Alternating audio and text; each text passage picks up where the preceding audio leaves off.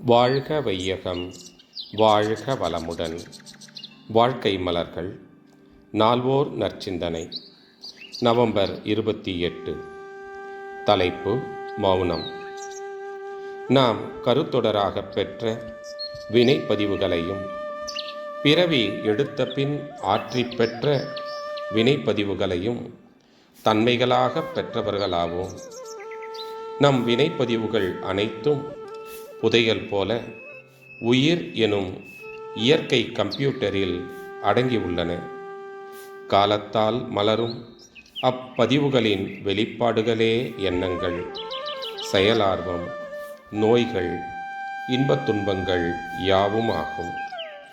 ஒரு தொழிலதிபர் அல்லது வணிகர் மாதந்தோறும் அல்லது ஆண்டுதோறும் இருப்பிலுள்ள பொருள்களை கணக்கெடுப்பது போல எல்லோருமே மாதத்திற்கு ஒரு நாளோ அல்லது ஆண்டுக்கு சில நாட்களோ ஒதுக்கிக் கொண்டு நம் இருப்பை கணக்கெடுக்க மௌன நோன்பு அவசியம்.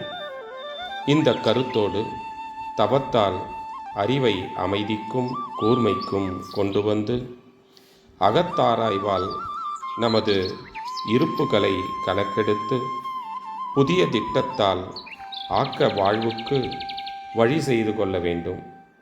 மௌன நோன்பின் உண்மை நோக்கமறிந்து விழிப்புடன் காலத்தை பயன்படுத்தி ஆன்ம தூய்மையும் வாழ்வின் வளமும் பெறுவோம். தான், குடும்பம், உற்றார், ஊர், உலகம் என்ற 5 பிரிவுகளையும் பல தடவை வாழ்த்தி அமைதி காண்போம்.